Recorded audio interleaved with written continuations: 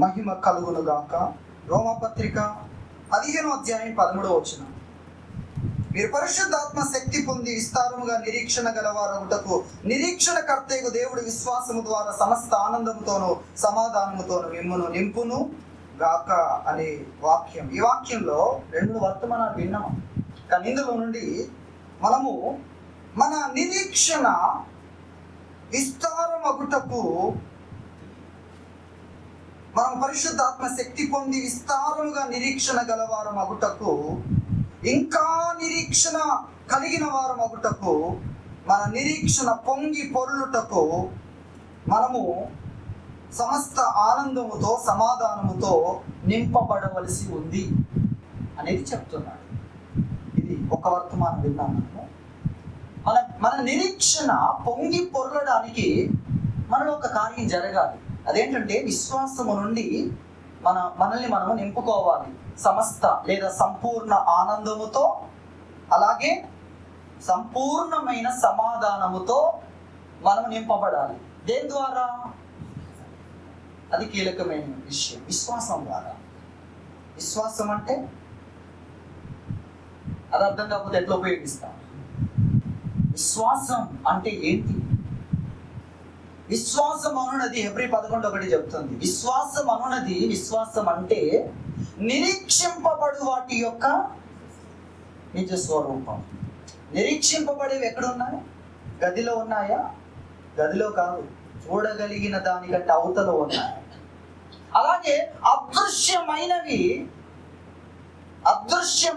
ఉన్నవనుటకు రుజువు అన్నాడు. విశ్వాసం అంటే అదృశ్యమైనవి ఉన్నాయి అనుటకు రుజువు. అవి ఎలా ఉన్నాయి? అదృశ్యంగా ఉన్నాయి, కానీ వాటిని ఉన్నాయని కనుగొన్న ఆ స్థితి విశ్వాసం అంటే అది అని చెప్పాడు.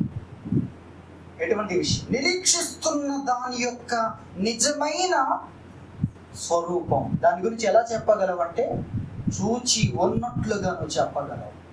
ఎందుకు? ఆ యొక్క విశ్వాసములో నీకు ఆ ప్రత్యక్షతని ఇచ్చువాడు ప్రభువైన యేసుక్రీస్తు. ఇంతకుముందు ఒక వాక్యం చదివాను. ఆయన అంటాడు సొలొమోనుతో, దేవుని హస్తము నా మీదికి వచ్చి వ్రాతమూలముగా ఇవన్నీ నాకు నేర్పించాడు అన్న మాట చెప్తాడు. అది చదివినప్పుడు ఆశ్చర్యం. వ్రాసి ఒక్కొక్కటి నేర్పించాడంట. ఆయన మందిరాన్ని ఎలా నిర్మించాలో దానికి సంబంధించిన ఆ తెలివితేటలన్నీ ఆ వ్యక్తికి దేవుడు, ఆ వ్యక్తిలో లేదు, ఎక్కడ లేదు, కానీ ఆయన హస్తం వచ్చి వ్రాసి దాన్ని నేర్పించాడు అనేది ఇప్పటికీ ఆశ్చర్యం. అలా దేవుడు చేశాడు. ఎటువంటి విషయాలు? అది విశ్వాసంలో ఉన్న విషయాలు. నమ్ముట నీ వలనైతే నమ్మువానికి సమస్తం సాధ్యం. అది యేసుక్రీస్తులోనే ఉంది. అట్టి విశ్వాసం యొక్క ఆ స్థితి మరెక్కడ కూడా ఉండదు. ఎందుకంటే ప్రతి వ్యక్తికి ఒక పరిధి ఉంది. కానీ ఆయన మానవ వెలుగులోకి తీసుకొచ్చిన విషయాలు చూస్తే ఆకాశమంత విశాలంగా మన విశ్వాసము ఏమవుతుంది? ఇక్కడ ఆ విశాలం అవుతుంది అన్నారు వాళ్ళు. ఇక్కడ ఉన్నారు. అది ఎవరిలో ఉంది? ప్రభువైన యేసుక్రీస్తులో ఉంది. ఆయన గురించి తెలిసినప్పుడు ఆయన ఏమైనా చేయగలడు. ఆ కానా అనే వివాహ విందులో ద్రాక్షరసం అయిపోయింది. ఆ ద్రాక్షరసం తయారు చేయాలంటే సాధారణమైన విషయం కాదు. దానికి చాలా ఎక్స్పర్ట్స్ కావాలి, చాలా టైం కావాలి. అర్థమవుతుంది కదా? చాలా టైం కావాలి. అలాంటిది అక్కడ సర్వ్ చేయబడుతుంది. అది అయిపోయింది. దాని తల్లి అయిన మరియ వచ్చి ప్రభువుని అడుగుతుంది. ఆయన ఏం చేస్తాడు? కాలాన్ని వెలికి రప్పిస్తాడా? లేదా ఎంతో కాలము పట్టే దాన్ని అంతటిని క్షణాల్లో అసలు ఏమనుకుంటుంది ఆమె? ఆయన ఏమైనా చెయ్యగలడు. ఆయన వేరు. ఆ విషయం తెలుసుకుంది కనుక ఆమె వచ్చి అడిగింది. ప్రభు ఏమన్నాడు? అమ్మా నువ్వు వెళ్ళి అవసరం ఉన్నోళ్ళని రమ్మను అన్నాడా? నాతో నీకేం పని అన్నాడు. నా సమయం ఇంకా రాలేదు అన్నాడు. ఈ 2 మాటల్లో ఆమెకు బాగా అర్థమైంది. ఆమెకు అర్థమైంది, మనకు అర్థం కాలేదు, ఇప్పటికీ అర్థం కావట్లేదు. చాలా ఆమెకు అర్థమైంది. ఆమె పరిచారకులను చూచి ఏం చెప్తుంది? మీరు వెళ్ళి ఆయన మీతో చెప్పింది చెయ్యండి. అలా ఉంది మనకు ఆ విధంగా. కానీ ఆమె ఆ మాట యొక్క ఇంకొంచెం వివరంగా రాస్తే, ఆయన తప్ప మిమ్మల్ని ఆదుకుంటాడు ఎక్కడ లేడు. మీరు తెచ్చేసరికి ఇది కాస్త అయిపోద్ది ప్రోగ్రాం, ఎవరింటికి వాళ్ళు వెళ్ళిపోతారు. కాబట్టి ఆయన తప్ప మిమ్మల్ని ఆదుకుంటాడు లేడు. కాబట్టి ఆయన ఏం చెప్తారు చేయండి. ఎంత ఈ విధంగా చెప్పుకుంటున్నా. మనం దూరం నుండి చూస్తూ ఉంటే ఆ దృశ్యాన్ని దూరం నుండి చూస్తూ ఉంటే మనకి ఏమర్థం అవుతుంది? ఓ ప్రభు ఇది చెప్పుకుంటారు, వాళ్ళని రమ్మను, వాళ్ళు ఈమెను అడిగి ఉంటారు. ఏది అక్కడ నిలబడి కొంచెం యేసు ప్రభు దగ్గరికి మనం తీసుకెళ్ళి వెళ్ళమ్మా అని అడుగుంటే ఆమె వచ్చి ప్రభుకి చెప్పారు, సరే రమ్మను అని ఆయన చెప్పాడు. ఆమె వెళ్ళి వాళ్ళని పంపిస్తుంది అన్నట్టు కనిపిస్తుంది దూరం నుండి చూస్తే. వాస్తవంలో ఏముంది? ఆశ్చర్యం. ఆమె ఎంతగా తెలుసుకుంది. ఆమె కూడా ఆయన దగ్గర నో అనేది ఉండదు అని అర్థమైంది ఆమె కదా. నాతో నీకేం పని, నా సమయం రాలేదంటే వెళ్ళి ఆయన టైమింగ్కి రాలేదట, వచ్చినప్పుడు చెప్తాడులే కదా చెప్పాల్సింది. ఈరోజు మనకందరికి అదే అర్థం అవుతుంది. ఏలియాకి ఆ రోజున అది అర్థం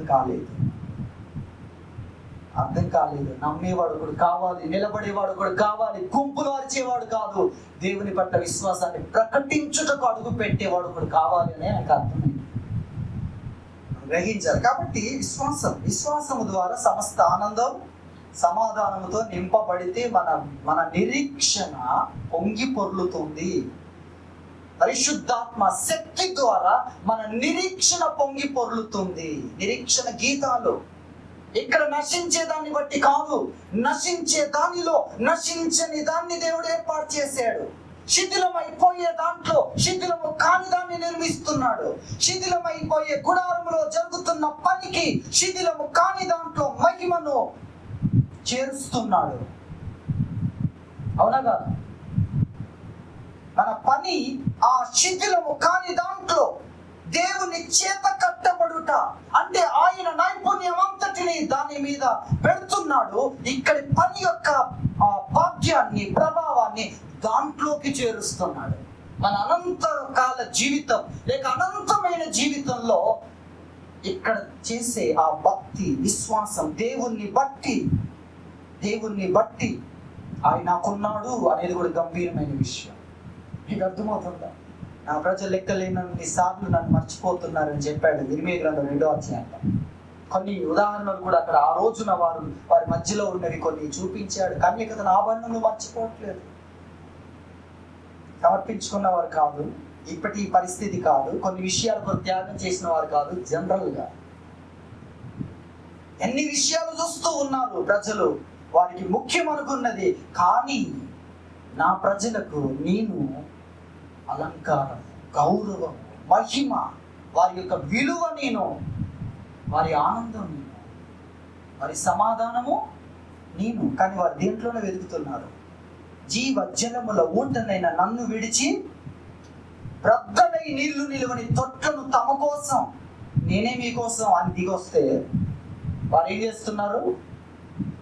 వాళ్ళు చేస్తున్నట్టు, వీళ్ళు చేస్తున్నట్లు, దేవుని ఎరగని వారు చేస్తున్నట్లుగా దేవుడే నీకు జీవ జలముల ఊటగా ఉండడానికి దిగి వస్తే ఇవేంటి బ్రద్దలై నీళ్లు నిలువని తొట్లను ఏర్పాటు చేసుకుంటున్నా, అవి ఎంతవరకు నీకు అని ఆ 2వ అధ్యాయంలో చెప్తూ క్రిందికి వచ్చేసరికి నా జనులు లెక్కలేని సార్లు నన్ను మర్చిపోతారు. ఇక్కడ కూడా మనం మర్చిపోతున్నాం. మన సంపూర్ణమైన ఆనందం ఎవరు? ప్రభువైన యేసుక్రీస్తు. మన సమాధానం ఎవరు? ప్రభువైన యేసుక్రీస్తు. ఆ విషయాన్ని మనం గ్రహించాలి. విశ్వాసము ద్వారా మనము సమస్త ఆనందంతో నింపబడాలి. దేని ద్వారా? విశ్వాసం ద్వారా. విశ్వాసం అంటే కంటికి కనిపించేది కాదు, విశ్వాసం అంటే అదృశ్యమైన దాని పట్ల నీకున్న నిశ్చయత. విశ్వాసం అనున్నది నిరీక్షింపబడు వాటి యొక్క నిజ స్వరూపమును అదృశ్యమైనవి ఉన్నవి అనుటకు రుజువు అనే విషయాన్ని చెప్పాడు. నింపబడాలి. నిండుగా ఉందా మనలో సంపూర్ణ ఆనందం? నిండుగా ఉందా మనలో సమాధానం? మన కారణాలు చెప్తా. కొంతమంది మాకేం తొందర లేదండి, ఎందుకంటే డాక్టర్ పర్లేదని చెప్పాడు అని ఆరోగ్యం గురించి మాట్లాడతా. అలాగే ఆర్థిక పరిస్థితులు కూడా ఏమంత ఇబ్బంది లేదు, నడుస్తుంది, మేము నడవగలం, మాకుంది అని ఆర్థిక పరిస్థితులు చెప్పగలిగాం. మనము ఏ విషయాల గురించి మాట్లాడగలం? కానీ కొంతమంది మాకు సమాధానం లేదు, మాకు ఆనందం లేదు. కారణాలు ఇదిగో, ఆరోగ్యం కారణం, ఆర్థిక విషయాలు కారణం, నా మనస్సు కారణం, తర్వాత కుటుంబ సభ్యులు కారణం, అలాగే భార్య కారణం, భర్త కారణం, కొడుకు కారణం, కూతురు మాటినట్లేదు అనేది కారణం. ఎన్ని కారణాలు ఉన్నాయి ఈ రోజున. మీరు చూడండి, అన్ని బాగున్నా బయట ఒకటి శత్రువు, నేను బాగున్నానని ఓర్వలేని వాడు. చూడండి ఎటువంటి విషయాలు. అలాగే కొంతమంది వ్యతిరేకులు. ఇలా ఎన్ని విషయాలు ఉన్నాయి, ఇలా ఎన్నో విషయాలు కనబడుతున్నాయి చెప్పడానికి కోసం. కానీ విశ్వాసము ద్వారా దేవుని మీద నీకున్న విశ్వాసం అంటే ఇంకా ఏ విధంగా చెప్దాం? విశ్వాసం అంటే మనం సాధారణమైన భాషలో ఒక్క మాటలో అర్థమయ్యే పదం ఏదైనా మీ దగ్గర ఉందా? అలా ఆలోచించాలి. ఒక బుక్ అంతా చదివి ఒక్క మాటలో పూర్తిగా అర్థమయ్యేటట్టు చెప్పమంటే చెప్పగలగాలి. బైబిల్ అంతా చెప్పమంటే నిన్ను వల్ల నీ కొడుకు అని ప్రేమించిన ఒక ఆయన చెప్తున్నాడు, తండ్రి వలె అంటే తండ్రి ఉండని వాడి పరిస్థితి ఏంటి, తల్లి వలె అంటే తల్లి ఉండని వాడి పరిస్థితి ఏంటి. కాబట్టి యేసు ప్రభు నిన్ను వలె అన్నాడు. ఆయనకి ఎంత బాగా అర్థమైంది. ఒక రాజకీయ నాయకుడు మాట్లాడుతూ అదే అర్థమైంది, నాకు అనిపించింది. నాకు ఆ మాటలు ఆయన చెప్తుంటే విన్నాను నేను. కాబట్టి అలా ఒక్క మాటలో విశ్వాసం అంటే దేవుణ్ణి గూర్చిన జ్ఞానం కదా. విశ్వాసం అంటే ఏంటి? దేవుణ్ణి ఎరిగిన స్థితి. దాన్ని బట్టి సమస్తమైన ఆనందం, అలాగే సంపూర్ణమైన శాంతితో నిండుగా నింపబడాలి. ఎక్కడ తీసుకోవాలి? మనం ఎక్కడ తీసుకుంటున్నాం? చేయి పెట్టి ఎక్కడ తీసుకుంటున్నాం? ఆరోగ్యం నుండి తీసుకుంటున్నా, ఆర్థిక విషయాలను తీసుకుంటున్నా. మన మనస్సు నుండి. మనసు బాగుందా? ఓకే. మనసు బాగలేదా? లేదు. మనస్సే ఎవరు? దేవుడు అంతటి స్థానం. అది దేవుడు ఎవరికి ఆ స్థానం? దేవుడు మాత్రమే చెప్పాడు ఆ మాట. నీ ప్రాణమును కూడా, నీ ప్రాణానికి కూడా నీవు ఆ స్థానాన్ని ఇవ్వకూడదు. ఎందుకంటే నీ ప్రాణము నిన్ను బ్రతికించలేదు. నీ శత్రువులను తొలగించలేదు. నీ శత్రువుల మీద నీకు విజయాన్ని ఇవ్వలేదు. శత్రువైన సాతాను మీద నీకు అది విజయాన్ని ఇవ్వలేదు. నేను మాత్రమే ఆయన మాత్రమే చేయాలంటే ఆయనకు స్థలం ఇవ్వాలి. స్థలమీయుడి అన్నాడు ఒక చోట. స్థలమీయుడి. అందరికి స్థలం ఉంది, ఎవరికి లేదు? ప్రభువుకు లేదు. బోధించే వారికి స్థలం ఉంది, డాక్టర్లకు స్థలం ఉంది, చూసి వెళ్దామని అధికారులకు స్థలం ఉంది, రక్త సంబంధులకు స్థలం ఉంది, ఆ మరణము గురించి మాట్లాడుకునే వారికి స్థలం ఉంది. కానీ మరణము నుండి విడిపించే వాడికి, మరణములో కూడా జయం లేక ఆ జీవాన్ని ఇవ్వగలిగిన ప్రభువుకు ఏం లేదు? స్థలం లేదు. ఏడ్చేవాడు మమ్మల్ని ఏడని నువ్వు ఆగు అన్నట్లుగానే ఉన్నారు. ఆయన ఎవరు తెలుసా? అని జీవాన్ని ఇవ్వడానికి వచ్చిన వాడు. మనం కూడా ప్రభువా నా ఏడుగుతో నన్ను ఏడుగుని, నువ్వైతే అక్కడే ఉండు కదా, కాదంటారా? నా బాధ లేదు నన్ను ఉండని, నువ్వైతే అక్కడే ఉండు. దేవుణ్ణి రానివ్వట్లేదు, దేవుణ్ణి మాట్లాడనివ్వట్లేదు. మనకి ఇంకా సమయం ఉండి ఇంకో పాట కూడా పాడుకోవాలి. నీ మాట చాలయ్యా. అర్థమవుతుందా? ఎటువంటి విషయాలు? ఆయన మాట చాలు, ఆయన చూపు చాలు, ఆయన తోడు చాలు, ఆయన నీడ చాలు. కానీ ఆయనకి స్థలం ఇవ్వట్లేదు.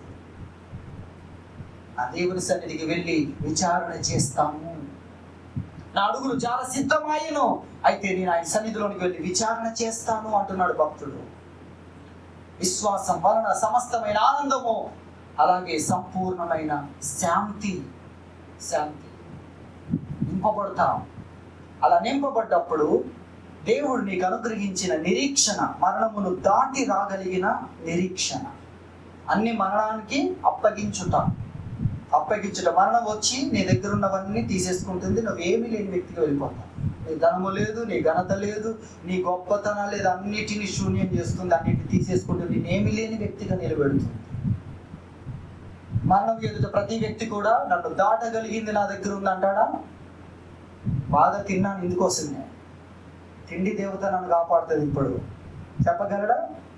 ఏంటండి, కాపాడుతుందా? అలాగే బాగా ధనాన్ని సంపాదించాను, ధనమనే దాని పైన ఉన్న వ్యక్తి దేవుడో దేవతో ఆ ధనం వచ్చి అడ్డం పడుతుంది అంటే పడుతుందా? పడదు. నిరీక్షణ ఎంత గొప్పది! అది మనలో నుండి బయటికి రావాలంటే ముందుగా విశ్వాసం ద్వారా సమస్తమైన ఆనందముతో, శాంతితో మనం నింపబడాలి అని దేవుని వాక్యం తెలియజేస్తుంది. భక్తులైన వారందరికీ ఎంత పెద్ద అంశమో మీరు ఆలోచించండి. భక్తుల జీవితాలు చూస్తే, భక్తుల యొక్క జీవితాలను మనం చూసినట్లయితే అనేకుల పరిస్థితులు ఆ విధముగా ఉన్నట్లుగా మనం చూస్తాం. అబ్రహాం జీవితంలో కూడా ఒక రోజున తన భార్య తన దగ్గర లేదు, రాజు తీసుకొని వెళ్ళాడు, అంతఃపురంలో పెట్టాడు. ఎటువంటి పరిస్థితి, తను ఊహించని పరిస్థితి అందామా. ఎందుకు వచ్చింది? భయపడడం ద్వారా వచ్చింది. భయపడటం వలన ఉరి వచ్చును సామెతల గ్రంథంలో. అందుకే భయపడుకో, యెహోవా యందు నమ్మికించేవాడు సురక్షితంగా ఉంటాడని ఉంది. మన భయాన్ని ఎంచుకుంటాం, మన నమ్మకాన్ని ఎంచుకోం. నమ్మకాన్ని ఎంచుకొని చూస్తే ఎలా ఉంటుందో తెలుసా? పాతాళం నుండి కూడా బయటికి తీసుకొస్తాడు. నమ్మకాన్ని, తన యందలి విశ్వాసాన్ని నువ్వు ఎంచుకుంటే ఆశ్చర్యం, దాటిపోయిందని తిరిగి తీసుకొస్తాడు దేవుడు. దాటిపోయిన నీడను తిరిగి తీసుకొస్తాడు. ఇవన్నీ వాక్యంలో ఉన్న విషయాలే. కాబట్టి మనం గ్రహించాలి, ఆ రోజున అతడు దేవుని మీద ఆధారపడ్డాడు. దేవుడు ఏం చేశాడు? ఆశ్చర్యం. అది మనం గ్రహించాలి. అవన్నీ కూడా ఊహకు మించిన విషయాలు. దావీదు జీవితంలో కూడా ఒకరోజు సిక్లగులో జరిగిన విషయాన్ని గురించి మీరు ఆలోచించండి.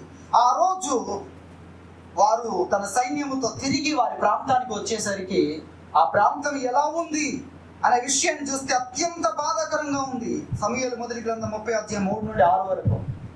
అది యుద్ధము చదివినప్పుడు కూడా భయంకరం అనిపించింది. వారు కొంచెం ఆస్తి కూడబెట్టుకున్నారు. దేశానికి వచ్చారు కదా, ఆ ఆస్తి లేదు. ఇళ్ళని తగలబెట్టబడ్డాయి. భార్యలు లేరు, కుమారులు కానీ కుమార్తెలు కానీ లేరు, ఆస్తి లేదు. ఒక్కసారిగా మీరు ఆలోచించి, ఆయన ఎవరు? ఎలాంటి వీరుడు! సైన్యాన్ని చూసి భయపడని వాడు. అలాంటి వ్యక్తికి ఎలాంటి పరిస్థితి వచ్చింది? ఆలోచిస్తుంటే ఒక్కొక్కరు ఏమైపోయారంటే పిచ్చి వాళ్ళు అయిపోయారు. నాకు దావీదుని గురించి ఆలోచిస్తే నాకు అర్థమైంది. కత్తి చేతిలోకి తీసుకుంటే కనిపించిన వాళ్ళందరూ నరుకుంటూ వెళ్ళేవాడు. ఆయన కూడా అలా మారితే అలాగే జరిగింది అనేది వీళ్ళని చూస్తే అర్థమవుతుంది. వీళ్ళేం చేస్తున్నారు? దావీదు మీద పడుతున్నారు. దావీదు దగ్గరకు వచ్చి ఏం చేద్దాం, మీరు మా నాయకుడు, మీరు ఉంటేనే ఇప్పుడు ఏదైనా చేయగలం. ఏంటంటే వారి బలముకు బలాన్ని చేకూర్చగలిగిన వ్యక్తిని మీరు బలహీన పరిస్థితి, వీళ్ళకి ఇప్పుడు ఎవరు సాయం చేస్తారు? ఎటువంటి పరిస్థితి? కానీ ఆ పరిస్థితుల్లో అతనికి సమాధానాన్ని ఇచ్చింది దేవుడు. విశ్వాసము దేన్ని అడ్రస్ చేస్తుంది? ఏ అడ్రస్ చూపిస్తుంది? దేవుడు. విశ్వాసం అంటే ఏంటి? దేవుడు మనకు నేర్పించిన విశ్వాసం. విశ్వాసం ఒక్కటే. ఆ ఒక్కటేంటి? ప్రభు అయిన యేసుక్రీస్తు. నీ విశ్వాసానికి అడ్రస్ ఏంటి? నీ విశ్వాసం యొక్క జ్ఞానం ఏంటి? గ్రహింపు ఏంటి? నీ విశ్వాసం చూపిస్తున్న వ్యక్తి ఎవరు? తెలియజేస్తున్న విషయాలు ఎవరిని గురించి? అది కేవలం ప్రభు అయిన యేసుక్రీస్తు. విశ్వాసము ద్వారా సమస్తమైన ఆనందం, సమాధానం అక్కడ తీసుకోవాలి. క్రీస్తులోని తీసుకోవాలి. ఆయన మాట ఏంటి? ఆయన చూపు ఏం చెప్తుంది? ఆయన చూపులో ఒక ప్రశాంతత, ఆయన ముఖములో ఒక చిరునవ్వు. నువ్వు కలవపడాల్సిన అవసరం లేదు. ఎటువంటి విషయాలు తెలియజేస్తున్నాడు? ఆశ్చర్యం. ఆయన తోడుంటే చాలు, ఆయన నీడ చాలు. ఆయన తోడుంటే చాలు, ఆయన నీడ చాలు. అంటే ఆయన మౌనంగా ఉన్నా చాలు. ఆయన సన్నిధిలో ఆయన గురించిన జ్ఞాపకాలతో మౌనముగా ఉన్న చాలు, కార్యాలు జరుగుతాయి. ఈ సన్నిధిలో మౌనముగా ఉండుట, స్తుతి చెల్లించుటే. ఎందుకు మౌనంగా ఉన్నాం? సర్వశక్తుని సన్నిధిలో మౌనముగా ఉండాలి. ఆయన అన్ని తెలుసు, అన్ని చేయగలడు. కేవలం ఆయన సన్నిధిలో కనబడితే చాలు. సమస్తమైన ఆనందము, అలాగే సమస్తమైన సమాధానంతో మనము నింపబడాలి. దేని ద్వారా? విశ్వాసం ద్వారా. విశ్వాసం ఎక్కడికి తీసుకొని వెళ్తుంది? ప్రభు అయిన యేసు క్రీస్తు దగ్గరికి. ఆ విషయాన్ని మనం గుర్తించాలి. దావీదు తన దేవుడైన యెహోవాను బట్టి ధైర్యము తెచ్చుకున్నాడు. మిగిలిన వారందరూ ఆలోచించడం మొదలు పెట్టారు. ఏం ఆలోచిస్తున్నారు? మా భార్యను ఇప్పుడు ఏం చేస్తారు, మా యవ్వన కుమార్తెను ఏం చేస్తారు, ఎక్కడున్నారు, సరే ఏం చేసినా చివరికైనా వాళ్ళు మాకు దొరుకుతారా, కాపాడుకోగలమా, మేము వెళ్ళేసరికి వాళ్ళు ఉంటారా ప్రాణాలతో, ఇవన్నీ ఆలోచిస్తుంటే వాళ్ళకు ఏమైపోయింది? పిచ్చి వాళ్ళు అయిపోయారు. కాబట్టి దావీదును చంపడానికి కొరకు వస్తున్నారు. వాళ్ళ నాయకుడు, వాళ్ళని కాపాడిన వాడు, వాళ్ళు బ్రతికున్నారు కుటుంబాలతో అంటే ఆయన కారణం. చెదిరిపోయిన స్థితిలో ఆదరించాడు. నేనున్నాను అండగా అన్నాడు. వారికి న్యాయం జరిగించాడు. అలా వారు ఒక సైన్యం అయ్యారు. ఇటువంటి పరిస్థితుల్లో అతన్ని చంపడానికి, ఎందుకంటే వారు ఆలోచించే సంగతులు వారిని అలా చేశారు. కానీ దావీదును అలా చేయలేదు. దావీదు అలా ఆలోచించలేదు. మధ్యలో ఎవరున్నారు? వాళ్ళకు దేవుడు ఆలోచించలేదు. కాబట్టి మా భార్యను తీసుకెళ్తే ఏం చేస్తారు, మా కుమార్తెలను, మా కుమారులను, వాళ్ళని మీ ప్రాణాలతో తిరిగి కాపాడుకోగలమా, ఇవన్నీ ఆలోచిస్తుంటే వాళ్ళకి ఎటువంటి సమాచారం దొరికింది? వారు పిచ్చి వాళ్ళు అయ్యే సమాచారం. దావీదు అలా ఆలోచించలేదు. మధ్యలో ఎవరున్నారు? దేవుడు ఉన్నాడు. వెళ్ళనే ఉన్నాడా ఏంటి? మీకు అర్థమవుతుందా? నువ్వు భయపెట్టేవాడే ఉన్నాడా? నిన్ను కలవరపరిచేవాడే ఉన్నాడా? నీ యొక్క నేలను కదిలించేవాడే, నీకు ఆధారం లేకుండా చేసేవాడే ఉన్నాడా? దేవుడు చెప్పాడు అద్భుతమైన విషయం. శత్రువుకు భయపడుతూ, అనుక్షణం భయపడుతూ నువ్వు ఎవరిని మర్చిపోతున్నావు? నీ సృష్టికర్తను మర్చిపోతున్నావు. అంటే నిన్ను చేసిన వాడు, నువ్వు ఉండాలని కోరుకున్న వాడిని మర్చిపోతున్నావు. నిన్ను ఉంచిన వాడిని, నిన్ను కాపాడుతున్న వాడిని మర్చిపోతున్నావు. ఎవరిని బట్టి? శత్రువును బట్టి. వాడు లేకుండా చేయాలనుకుంటున్నాడు, వాడు శత్రువు. కానీ నిన్ను ఉంచిన వాడు ఉన్నాడు, నిన్ను కాపాడుతున్నవాడు ఉన్నాడు, నిన్ను ప్రేమిస్తున్నవాడు ఉన్నాడు. చివరి వరకు నిన్ను తన గుండెలో పెట్టుకోగలిగిన వాడు ఉన్నాడు. ఎవరైనా? సృష్టికర్త. మనల్ని భూమి పునాదులు వేయక ముందే మనల్ని చూసిన వాడు, అలాగే ఏర్పాటు చేసుకున్నవాడు. ఇది ఎఫెసీ పత్రికలో మనం చూస్తాం. ఆయన మర్చిపోతున్నాం. విశ్వాసము ఆయన్ను చూపిస్తాం. దావీదు ఆయన్ను చూస్తున్నాడు. మిగిలిన వారు శత్రువులు తీసుకొని వెళ్ళి ఏం చేస్తారనేది ఆలోచిస్తున్నారు. కానీ దావీదు ధైర్యం. ఎలా వచ్చింది ధైర్యం? వారు ఎక్కడున్నారో నీకు తెలియదు, వారు ఎక్కడికి వెళ్ళారో తెలియదు, వారు ఎంత దూరం వెళ్ళారో తెలియదు. నువ్వు వారిని కలుసుకునే లోపు ఎన్ని రోజులు? తూర్పుకి వెళ్తావా, పడమరకి వెళ్తావా, అసలు ఎటు వెళ్తావు? ఎన్ని రోజులైందో తెలియదు. వారు పట్టుకొని వెళ్ళి, ఇది పరిస్థితి. కానీ దేవుణ్ణి బట్టి, దేవునికి తెలుసు. దేవుని దగ్గరికి వెళ్ళాడు. దేవా, వాళ్ళని నేను తిరిగి తెచ్చుకోగలనా? ఏంటండి? కాలాలు, సమయాలు, శక్తి, సామర్థ్యాలు అన్నిటినీ ఇంకొక మాటలో దావీదు ఆ మాట మాట్లాడడంలో, ఆ విధంగా పరిస్థితులన్నీ కాపాడి ఆ శక్తిని నాకు ఇచ్చి ఆ విధంగా తిరిగి తెచ్చుకోగలిగిన వ్యక్తిగా ఆ దృశ్యంలో నీవు నన్ను నిలబెడతావా అనేది కూడా లోపల ఉంది. నీకు అర్థమవుతుందా? అలా పరిస్థితులన్నీ కాపాడి అలా ఆ చోటికి నన్ను నడిపించి ఆ లోపల ప్రమాదం జరగకుండా నువ్వు కాపాడి, ఇవన్నీ ఆ దావీదు మాట్లాడిన మాట లోపల ఉన్నాయి. ఒకవేళ అదే నేను మాట్లాడితే దాని అర్థం ఏంటి అని నేను ఆలోచించినప్పుడు నాకు అదే అర్థం, నీకు కూడా అదే అర్థమవుతుంది. అంత శక్తివంతమైన మాట దేవుని దగ్గర మాట్లాడి, వెళ్ళు, నీకు కలిగిన సమస్తాన్ని నువ్వు సంపాదించుకుంటావని చెప్పాడు. ఎలా? అసలు ఆ విధంగా ఎవరు చెప్పగలరు? ఆయన మాత్రమే చెప్పగలరు. విశ్వాసం ద్వారా సమస్తమైన ఆనందం. అందుకే ప్రభు అంటున్నాడు, నీవు నమ్మిన ఎడల ఏం చూస్తావు? మహిమను చూస్తావు. ఏమేం చూస్తుంది? ప్రభు 4 రోజులు అయిపోయింది, చనిపోయింది, సమాధి చేసి 4 రోజులు అయిపోయింది. ఇప్పటికీ ఏమవుతుంది? నువ్వు దేహాన్ని చూడలేవు, దగ్గరికి వెళ్ళలేవు. ఆ వాసన అంత భయంకరంగా ఉంటుంది. ఆమె ఏం చూస్తుంది? చనిపోయి సమాధి చేసి 4 రోజులైంది. 4 రోజుల్లో ఏం జరుగుతుందో ఆ దృశ్యాన్ని చూస్తుంది. కనిపించని ఆ దృశ్యం కదా. ఎక్కడ ఉంది? సమాధి లోపల కనబడుతున్నాడు లాజరు యొక్క దేహము సమాధి లోపల. అలా చూస్తుంది. ప్రభు అన్నాడు, నమ్మితే ఏం చూస్తావు? మహిమను చూస్తావు. నమ్మితే.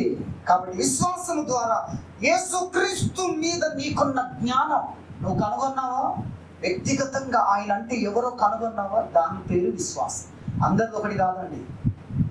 అందరిది ఒకటి కాదు. మన శత్రువు ఉన్నాడు కదా, నేను ఆ బుక్ పట్టనివ్వడు. ఏ బుక్? యేసుక్రీస్తు అనే బుక్ పట్టనివ్వడు. ఆ బుక్ పట్టినా చదివినా అయిపోయినా ఏమన్నా అర్థమయ్యాడా నీకు? ఏమన్నా దేవుని గురించి ఏమన్నా అర్థమైందా? ఆయన ఆలోచనలు, ఆయన ఒకటి తలపెడితే ఎలా ఉంటుందో, ఆయన ఒక మాట చెప్తే ఎలా ఉంటుందో ఏమన్నా అర్థమైందా? ఏం అర్థం కాకుండానే బొక్కు చదివినట్లుగా అయిపోతుంది.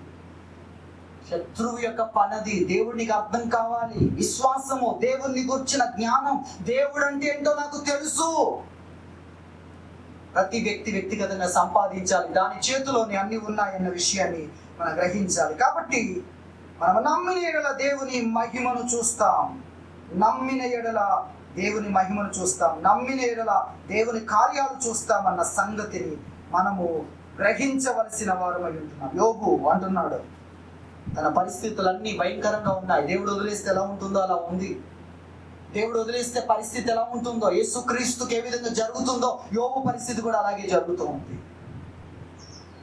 ఆయన ప్రపంచం అంతటి కొరకు, అయితే ఈయన భూమి మీద అందరికంటే భక్తుడు, ఇంత ఎవరు సమానం కాదు అని చూపించడానికి ఈయనకు జరుగుతుంది. అటువంటి పరిస్థితుల్లో ఆయన గంభీరంగా చెప్తున్నాడు, నేను నడుచు మార్గం ఆయనకు తెలుసు. నువ్వు మంచివాడైనందుకే కొట్టాడు దేవుడు నిన్ను. నువ్వు బుద్ధిమంతుడిగా ఉన్నందుకే కొట్టాడు దేవుడు నిన్ను. అందరికీ సహాయం చేస్తున్నందుకే, నీకు ఏమీ లేకుండా వస్త్రాలు కూడా ధరించని స్థితిలో నిలబెట్టాడు నిన్ను అని వారు అడుగుతున్నారు. అది మాటల చేత. ఆ 42వ కీర్తనలో కౌరవ కుమారులు ఈ విధంగా రాశారు, రాత్రి పగళ్ళు నా ఎముకలు విరిచేస్తున్నారు, నీ దేవుడు ఏమాయనని మాటల చేత అంటాడు ఆయన. అలాంటి పరిస్థితి ఈయన కలుగుతుండగా చెప్పాడు, నేను నడుచు మార్గం ఆయనకు తెలియను. ఆయన నన్ను శోధించిన తరువాత, ఆయన నన్ను వీటన్నిటికీ గురి చేసిన తర్వాత నేను చచ్చి సమాధులకు వెళ్తాను అనాలి. అసలు ఆయన ఏమన్నాడు? నేను సువర్ణం వలె మారుతాను. ఇవన్నీ నన్ను నాశనం చేయు, నా విశ్వాసాలు తగ్గించవు, నాకు దేవుని మీద ఉన్న ఆ భక్తిని తీసేయలేవు. ఇవన్నీ నా మీద నుండి పొరలి, ఈ గొప్ప ప్రవాహం పొరలిపోయిన తర్వాత నాకు అడ్రస్ ఉండకుండా పోతాను అనలేదు ఆయన. నేను లేచి నిలబడి ప్రకాశిస్తానని చెప్పాడు. ఇంతకు అగ్నిలో నుండి తీయబడింది ఎలా ఉంటుందో తెలుసా?